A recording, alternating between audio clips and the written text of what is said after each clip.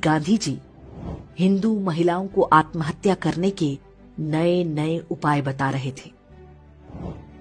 नोआखली और आसपास के क्षेत्रों में जिहादी निर्वस्त्र हिंदू महिलाओं के जुलूस निकाले जा रहे थे, लेकिन गांधी शांति और अहिंसा की अपनी विकृत धारणा का सार्वजनिक प्रदर्शन पूरी निर्लज्जता से करते रहे।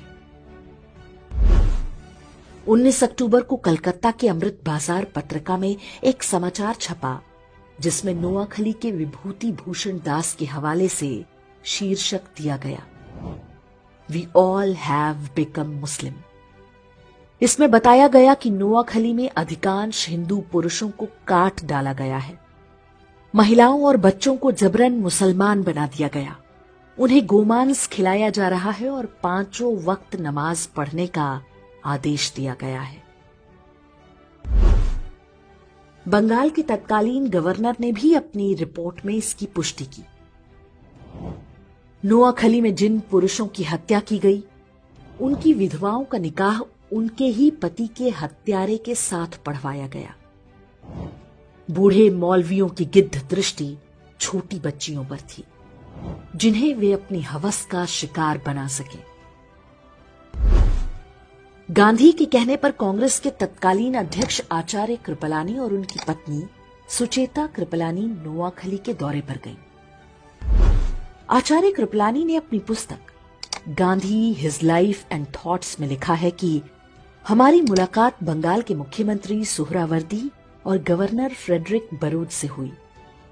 जब मैंने हिंदू महिलाओं के अपहरण और बलात्कार की बात पूछी तो गवर्नर बरूच ने उत्तर दिया, ये तो होना ही था। हिंदू महिलाएं मुस्लिम महिलाओं की तुलना में अधिक सुंदर होती हैं।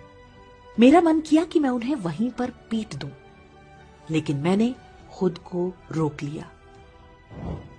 सुचेता कृपलानी ने कुछ हिंदू महिलाओं को बचाकर राहत कैंपों तक लाने में सफलता पाई।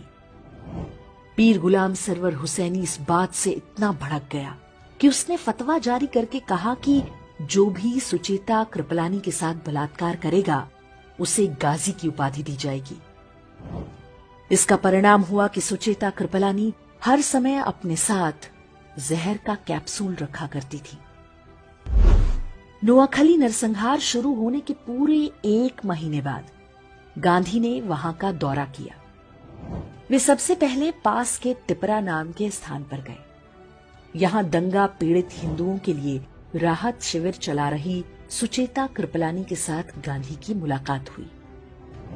उनके काम से खुश होने के बजाय गांधी जी ने सुचेता कृपलानी से कहा कि कैंप में रह रही हिंदू महिलाओं को निशुल्क खाना ना दिया जाए, बदले में उनसे काम कराया जाए।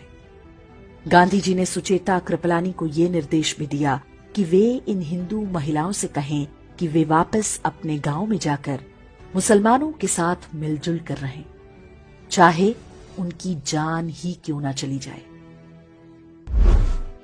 नाथूराम गोडसे और उनके मित्र नारायण आप्टे भी तब नोआखली गए थे।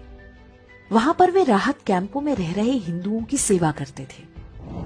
गोडसे और आप्टे ने वहां जो कुछ देखा और गांधी की बातें सुनी, ये कहना गलत नहीं होगा कि वही आगे चलकर गांधी की हत्या का कारण बना होगा। काशी हिंदू विश्वविद्यालय के संस्थापक महामना मदन मोहन मालवीय ने नोआखली में हिंदुओं के नरसंहार और महिलाओं से बलात्कार के वृतांत सुने तो उन्हें गहरा सदमा लगा। इसी कारण 12 नवंबर 1946 को उनका निधन हो गया। स्वतंत्रता के बाद बंगाल के पहले मुख्यमंत्री बने प्रफुल्ल चंद्र घोष ने अपनी पुस्तक Gandhi as I saw him में लिखा है, गांधी जी ने एक युवा से पूछा कि नोआखली में हिंदुओं और मुसलमानों की जनसंख्या का अनुपात क्या है। युवा ने उत्तर दिया, हिंदू 20% हैं और मुसलमान 80%। गांधी जी ने पूछा, जमीनें किस अनुपात में हैं? युवक ने बोला, 80% जमीनें हिंदुओं की हैं और 20% मुसलमानों की। तब गांधी ने कहा, संघर्ष का असली कारण यही है। अर्थात जिस व्यक्ति को राष्ट्रपिता बताकर देश पर थोप दिया गया, उसने जिहादियों के हाथों हिंदुओं के नरसंहार को आर्थिक असमानता से जोड़ दिया।